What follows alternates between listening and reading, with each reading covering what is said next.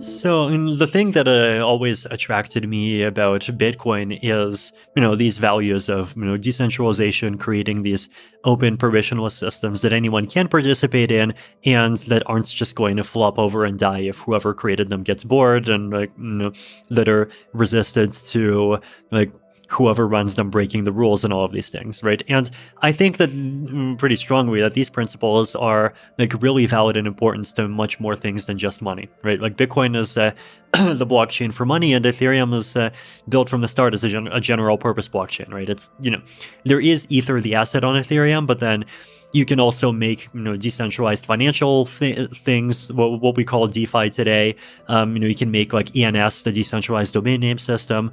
You can make prediction markets on it. You can make totally non-financial systems that just keep track of whether or not some certificate was signed or whether or not some cryptographic key got revoked.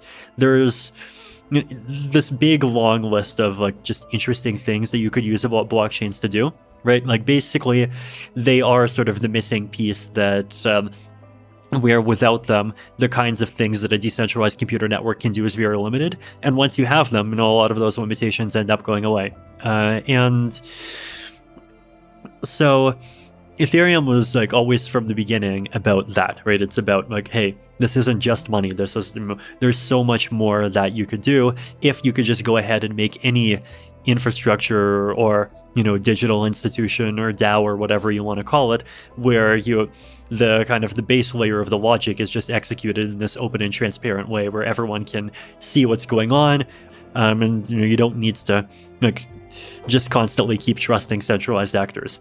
And hence the smart contracts exactly as being a sort of a core technology as part of Ethereum. Yes, exactly. Smart contracts, the computer programs that are running on Ethereum, they are the core of what makes Ethereum general purpose. Yeah. So I do think that, there's a lot more wrong with the world than just money, right? I'm not one of these people who thinks that, if you get rid of fiat currency and you replace it with cryptocurrency, then suddenly wars are going to go away, right? Because first of all, seigniorage revenue is only a small portion of government revenue, right? It's 5-10%, something like that. Second of all, if let's say you're the sort of person who is an extreme and very distrusting libertarian, with your new, magic newfangled cyber currency that takes over the world, take away the government's ability to have seigniorage revenue, and so you reduce the government's revenue by 10%. If the government is that evil, which portion of its expenses is it going to take that 10% from? Is it going to stop the bombing people in Afghanistan, or is it going to cut welfare? If you think it's the first, you have a very optimistic view of the government, right? Yeah. So that's, I guess, my perspective on why the whole, we're going to save the world and create peace by denying governments the right to stealth taxation kind of perspective doesn't really make much sense for me. And I do think that there is real value that comes from a decentralized and open currency, just the fact that there is a financial infrastructure that anyone in the world can, go ahead and use, right?